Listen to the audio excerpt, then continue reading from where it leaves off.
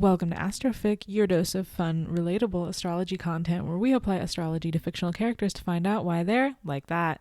I'm your host, Celeste V, and this week we will be talking about Miss Johanna Mason. The one, the only. Thanks for tuning in, you guys. I am recording this on February 25th with the hopes that I will have it out before February is over. We'll see if I actually do that because I do get on a flight on Thursday to go to a grad school interview. So if you hear this before Friday, wish me luck. Or if you hear this on Friday, wish me luck. If you hear this after, send good vibes my way for this general application season. Thank you so much. Enough about me. I'm not that interesting. Let's get into the episode. So let's give y'all a little taste of her chart. Sun, Scorpio. Tally, I don't want to hear it. Just silently fucking tally it and move on. She's a Scorpio sun. Aries moon, and as always, right where we will begin, she's a Leo rising. Isn't that just so slay? But Johanna is a very stark contrast to our other Leo rising Hunger Games girly, Lucy Gray. Very different energies from these Leo risings. And this is, a practice in showing you guys how signs can manifest differently with our birth charts. So because they're both Leo risings, you'd be like, well, they should act the same. No, because their ruling planet is their sun sign and their suns are different. So whatever your rising sign is, apply that to your ruling planet, and then when you find other people who have the same rising sign and the same ruling planet, you'll be like, oh, but they're different because my ruling planet on my birth chart is in Aries and their ruling planet in their birth chart is actually in Gemini or something. You know what I mean? Yeah, just a little reminder of how the interpretation of astrology works. All of these things impact all of the other things differently.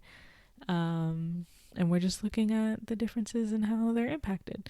So why do I think Johanna Mason is a Leo rising?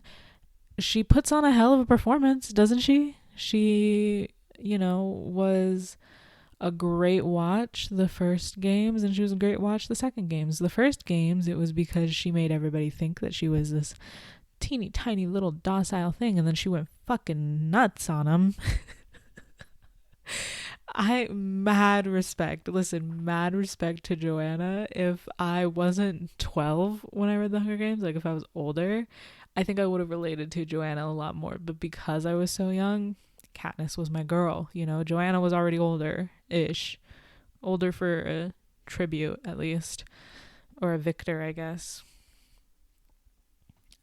But that's like, putting on a performance is literally how she won her games. And you want me to believe that that's like coincidental, has nothing to do with her birth chart? No, this bitch is like so Mars ruled. She has not Mars ruled, but so much Mars energy, so much Martian energy that there has to be something else that lets her put on such a good performance. And it's that goddamn Leo rising. In a Scorpio sun, Leo rising with the ruling planet, the sun in Scorpio, sneaky, conniving, very slick. She pulled one over on everybody, and I need to give her flowers for that. But because she's a Leo rising, we won't get to her jam-packed Scorpio house until the 4th house. And we've got one placement to go before there. So let's move along. Always a fun placement for me to cover because y'all know I love Saturn down. Love Saturn. Love Saturn so much. I gave Johanna Saturn in Libra in the 3rd house. Very interesting placement because Saturn is exalted in Libra. So Libra is like Saturn's favorite of the other zodiac signs that it doesn't rule. Loves to be in Libra. If it's not in Capricorn or Aquarius, it wants to be in Libra. Because though Saturn is about restriction and about hard lessons, it's not gonna be very nice. No matter where it is, it just has preferences. I think Saturn in the 3rd house definitely constricts the capability for communication and like forward thinking that a person has. And I think that this idea, communication, forward thinking, planning, foresight, these things are something that she has to master in this life if we're going with evolutionary astrology where reincarnation is a thing. And it's clear that these are things that she's not good at and she has to work at to master. It's very Saturnian. And she does have the desire to communicate effectively and solve problems through communication, but it doesn't come easy for her. Like, yeah, sure, of course she'd rather sort things out with her words, but the reality of it is she's not very good at using her words to convey what she's thinking and feeling, and feels that it's much easier to just explain what she means through physicality, through violence usually. But we love her. This placement, while exalted, is definitely fighting against all of her Scorpio and, spoiler alert, Aries placements, and it is not winning. She's so impulsive and emotional for good reason, of course. What she's gone through, what all of the victors have gone through, is not easy. What anybody in this story has gone through is not easy, let's be real. But in the end, she is very, very impulsive and does not really think things through all the time, and that can be very detrimental for somebody who is not only playing in a killing game but is playing in a political game. There is, though we don't always see it, there is a lot of political intrigue when it comes to the Hunger Games, and we are often on the outside of it, but the victors are a part of that political intrigue. And a lot of them realize it very quickly. Some of them take some time to realize it. But even though Johanna definitely knows this, she's not good at being a pawn. And she's not good at trying to be a pawn turned into a queen. That's not real chess. I don't know how to play chess, but just like, you guys kind of get the vibe, right? Just catch the vibe and we'll move on to all of her Scorpio placements. God. First and foremost, sun sign in Scorpio. Yeah, I made her a Scorpio. So what? Put a tally on the goddamn board and shut up about it. Whatever. But like, what other sign could she possibly be? An Aries? Just wait for her Aries placement and you'll see why I had to give her the Scorpio. Also, the sun sign is like one of the most personal parts about her because she's a Leo rising. And even though we don't want to admit it, Scorpio is actually quite emotional. But like many Scorpios, Johanna only gets emotional in private or with people she trusts, of which there aren't many. This is in her 4th house. Like, yeah, she's a great performer, but Her sun sign is in her 4th house. She wants to be a very private person. I mean, also Scorpio, like the deception she is attempting with these placements is, you know, easy for her. A Leo rising in another sign might be more authentic, but in Scorpio, Scorpio's never going to show you their full hand, baby. They're never going to show you all of the cards that they have up their sleeve. Scorpio is just going to do what Scorpio thinks is best to get through the thing. And so what Johanna thought was best was, I'm at a physical disadvantage. I'm at a financial disadvantage. And all I know how to do is lie and fake cry and throw axes. And the logical plan that she came up with was, I'm going to pretend like I'm really scared and I'm not going to be a threat. And then I'm going to fucking murder these bitches and I'm going to win. And I seriously don't know what is more Scorpio than that.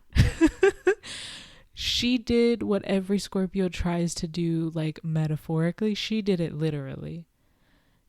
And we all love her for it.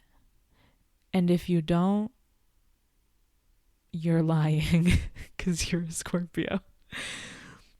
Also, because her sun is in the 4th house, very good at like damping that shit down, right? Keeping that shit inside. She has a great poker face for the cameras. And while she seems unstable, she's actually quite capable of emotional control. At least whenever there's a camera around or whenever there are eyes on her that she does not trust or like or deem worthy. She's a lot better at controlling her emotions when she has an audience. Hashtag relatable. That's her sun sign. We're going to move on. Mercury in Scorpio also. Tally it, whatever, moving on. Yeah, she's a bitch. So what? Some of us have to be bitches. She especially lashes out at those close to her, 4th house, because she struggles with dealing with her emotions internally. 4th house themes. Are we catching on to the 4th house themes? However, when she does have someone she cares for or has to take care of, like Katniss, she is almost single-minded in that objective. It's all she can think about and all she can do with her time, basically. Yeah, she's crazy and she's a fucking bitch. But you know you want her on your team. Like, you're gonna deal with it either way. Because one thing about her is that she gets results done, because the sooner she gets results done, the sooner she can retreat back into her little isolated shell and drink herself to, no, she was never a drinker. I guess use morphling until she dies. And just escapism. Let her do what she's gonna do. I feel like I didn't say like anything about her communication style in these notes, which is very interesting. I've covered it already a little bit. She's secretive. She's prone to lying. And this is not necessarily because she has her Mercury in Scorpio. It is because of the way her entire chart makes itself up and her environment. Okay, when we can study all we want in personality and astrology and in psychology, all these things, but we're always going to be thrown by the environment that we are put in.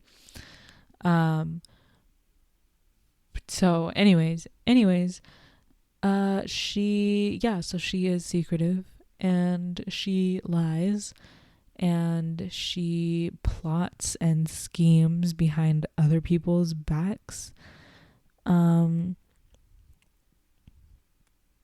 But it's never from a malicious place. She's never trying to just fuck people over for the sake of fucking them over because she gets off on it or whatever.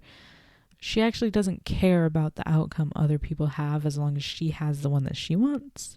Whether that's good or bad doesn't matter.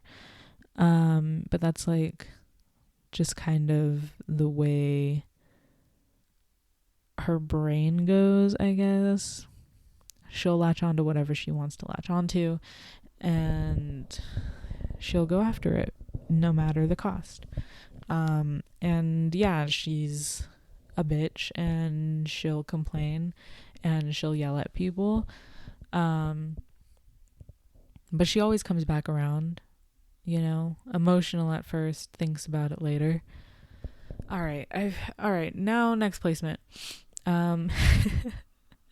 Just so much. Venus is here also. I gave her a Scorpio stellium, so what? You're gonna deal with it. Johanna is just this like obsessive, conniving freak of a woman whom I greatly adore. Love her down. She is, like I said, single-minded when she has a goal, right? And her goal is vengeance. She wants to get back at the powers that be that took her entire fucking life away from her. Valid, so real. Totes get it. Here for you.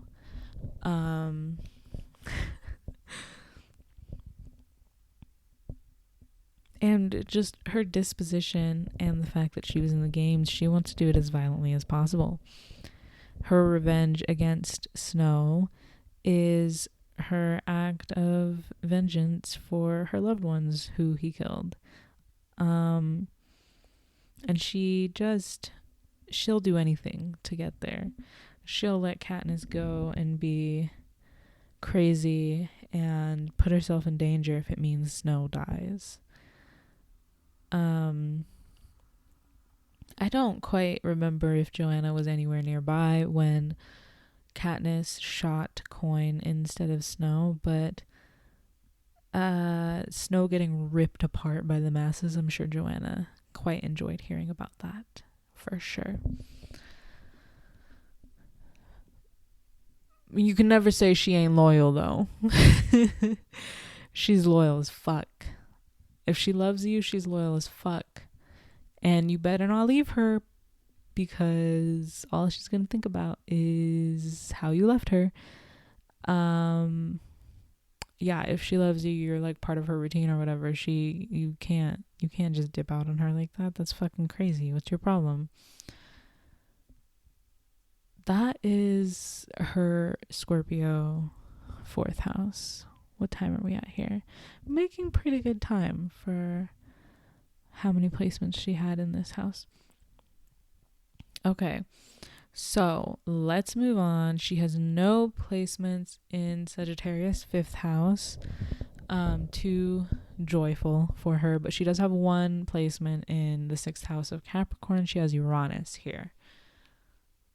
6th house, daily life, daily function, physical health. Her life is subject to great upheavals constantly.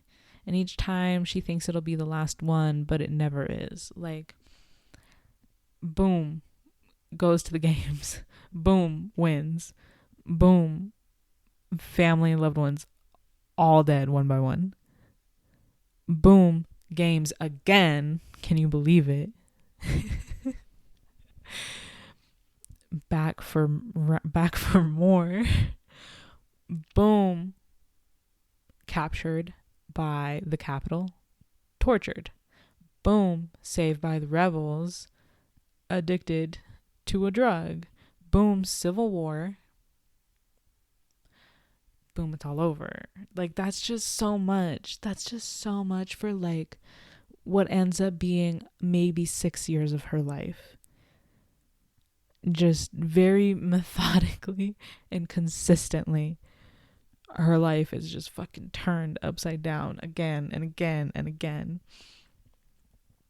I know she yearns for stability and just never gets it. And I feel real bad for her for that. But it is also, in the abstract, just a little bit funny because she's not a real person. And it is just a little bit funny to think about one planet just constantly fucking your life over. Year after year, something new happens. We can laugh at it when it's fiction. When it's real life, that shit fucking blows. But it's fiction, so we can laugh at it and pretend like it hasn't happened to us. Year after year, crazy shit happens. Yeah, that doesn't sound familiar at all. Anyways, let's talk about our next house, which is Aquarius in the 7th house. She has one placement here also. Generational planets. Like I said, she is mostly Scorpio and Aries. So once we get back around to Aries, you guys will hear a majority of the rest of her placements. But for Aquarius, 7th house, Neptune. Her imagination is pretty in line with reality still. She's not quite that imaginative, at least not as imaginative as you'd imagine Aquarius to be. Once she has like an image of someone in mind, that's all they are to her. Like as soon as she categorizes somebody, it's hard for her to take them out of that little box or move them around. Very hard for her to change her opinion about people and situations, and she's very stubborn in negotiation situations. Yeah, she's just basically, this placement, she's hard-headed. She's hard-headed and stubborn, and she has a hard time imagining that other people are not the first impression that she gets from them. I think she has the capability to be much more imaginative, but she's pretty closed off to it. And Aquarius is very aloof. It would be very hard to get her to change in such a manner. Okay, one more placement before we get to the Aries placements. Okay, don't freak out on me, you guys. We have her 8th house is in Pisces, and I gave her a Jupiter in Pisces. I needed to be nice like once, so I gave her a Jupiter ruled by, or in the zodiac sign that it rules. However, it is still in the 8th house. Could I have done in Sagittarius? Yeah. Would that have made sense? Honestly, to me, no. I don't think so. I think it makes way more sense in her 8th house. Jupiter in the 8th house, yes, way darker. The common consensus for Jupiter in the 8th house, if you have it, is that you're going to inherit a lot of money when people die. That's kind of like the big thing that most astrologers will tell you. So basically you receive abundance when somebody else loses their life or something else nefarious or tragic happens. To me, you know what? I also have heard the 8th house described as the house of known enemies, whereas the 12th house is the house of hidden enemies. I think that's something very interesting to think of, because in a way Johanna is very blessed in knowing who her enemies really are, at least her main ones, and other people have her back in certain ways. Just to be blunt, Katniss had her back because Katniss could see the hidden enemy in the grass, which was Coin.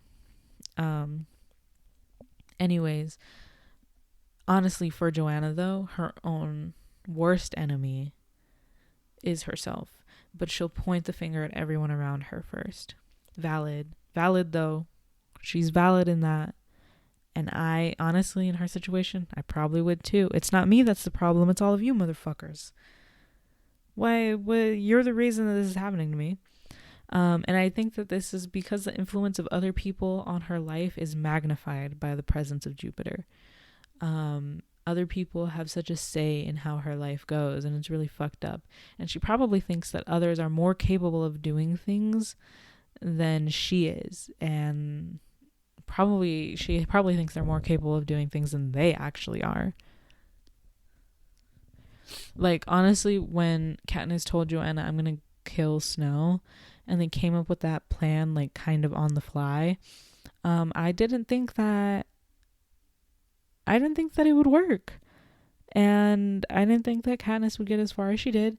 And in that Katniss, who in that moment told Joanna, I'm gonna kill Snow, I am not positive that Katniss would have gotten the chance to. She's obviously a very skilled hunter and stuff, but I just think that the resources that the rebellion gave her are exactly what she needed. She needed people around her that she knew, and she needed that little pad, and she needed to be trusted with it. And she needed to be trusted enough to have the fate of, you know, her family, her friends, the country really put into her hands in order to make all of that work. But before any of that happened, I don't think she would have been able to do it. And I don't think she would have gotten close enough to do it either. So that's what I mean when I say that Joanna thinks other people are more capable than they actually are. And she certainly thinks that other people are more capable of accomplishing things than she is, even though she has a number of her own accomplishments. But I will say things always end up on top for her because of this placement. She is still alive by the end. Why should Finnick Odair die while Johanna Mason lives? It shouldn't make sense, because to the audience, Joanna is aggressive and demanding and scary and violent, and vengeful, you know. And Finnick just got married. His wife was pregnant before he left. Like, he tried to save Mags. Like, he has all of this stuff going for him. Joanna saves Beetee and Wyrus and basically throws them at Katniss and into the ocean to clean them of blood, and just starts complaining. So, like, she's more unlikable, and yet she survives it all. This is not to say that Finnick had bad astrological placements, because guess what? He is the very next episode, spoiler alert. And he has a very good, like, quote unquote good chart. But it's just to say that, like, a lot of the times what actually happens doesn't make a lot of sense in life, but in context of the birth chart, it kind of does make sense. She always ends up on top in the worst situations because of her Jupiter in Pisces in the 8th house. And that is my belief. And now I'm going to talk a whole lot more about her Aries placements. This might end up being a longer episode. Starting from the top, Moon in Aries. This is where a majority of her impulsiveness resides. Her emotions can very easily dictate the way that she views life and the world. And this is because the 9th house is the house of, like, life philosophy and worldview, higher education, spirituality, like things that really put you in connection with others. And this is the house of, like, putting yourself in other people's shoes, I think, and, like, where you get your belief system because of that, or the lack of doing that. Something about having Aries in the 9th house, something about having an Aries moon in the 9th house. It makes me feel like it adds this sort of bloodthirstiness to a person. Maybe it's not necessarily that it's in the 9th house, but that it's an Aries moon. Just very volatile and very willing to go deep and go in and not be scared of the gore and viscera that is a result of your actions. That's the vibes. And that's like, for her, very literal. For other people with an Aries moon, probably much more metaphorical.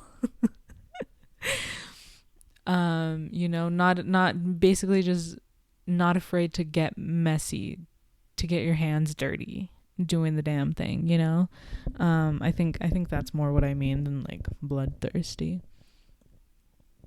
So the rest of her Aries placements are kind of little outskirts placements, but one of them is much more significant than the other one, in my opinion.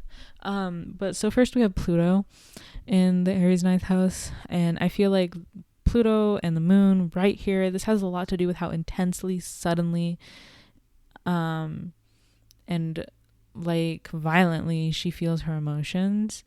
And in the 9th house, I feel like Pluto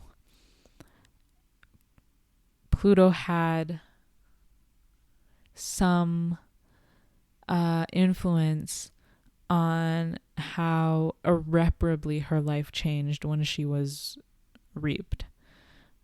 Reaped? That's wronger. That's not a word either. Anyways, I think that because she was reaped for the games, her world philosophy, her outlook on things of a higher nature forever changed and were warped by that experience. And maybe that adds to the kind of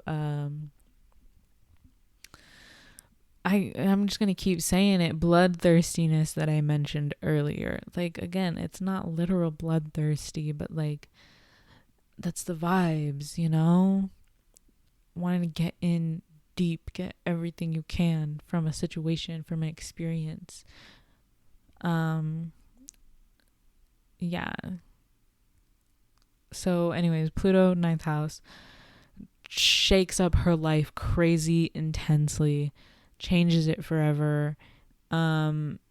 And then Uranus doesn't stop changing it. It's like Pluto activated it and Uranus was like, thank you, boss. I'll take this ball and keep on rolling. And Pluto was like, all right, I did the one major thing. So I'm just gonna make her feel real bad about everything for the rest of forever. Which sucks.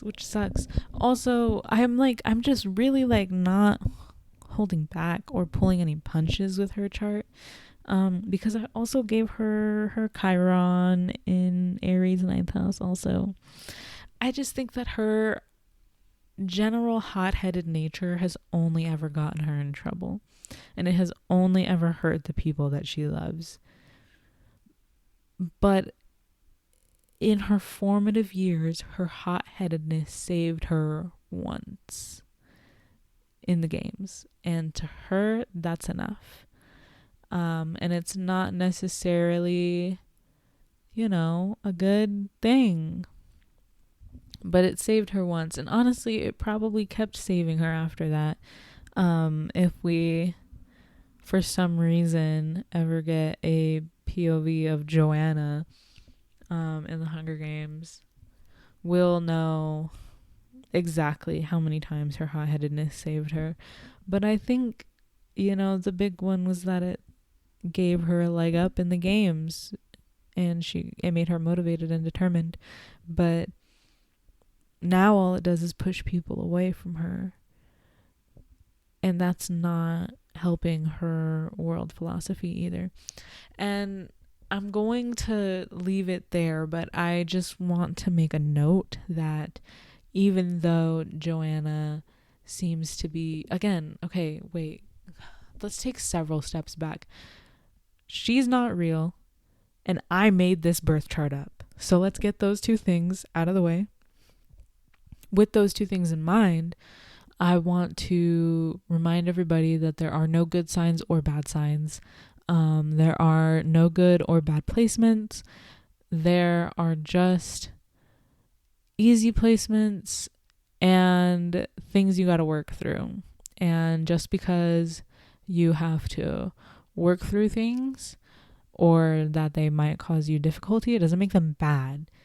It means that they came here with a lesson, and that is okay, because we are required by law to go to school for a very long time, so you can handle some life lessons also, okay?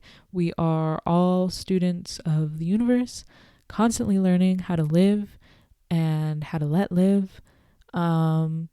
So let's all just keep that in mind. A lot of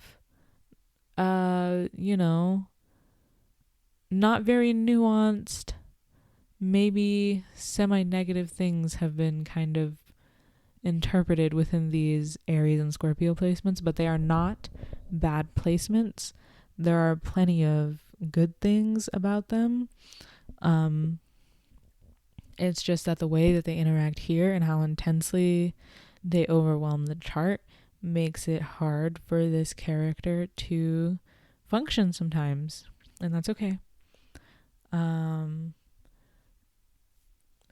we have only one more placement left, so I want you guys to remember there are no good placements, there are no bad placements.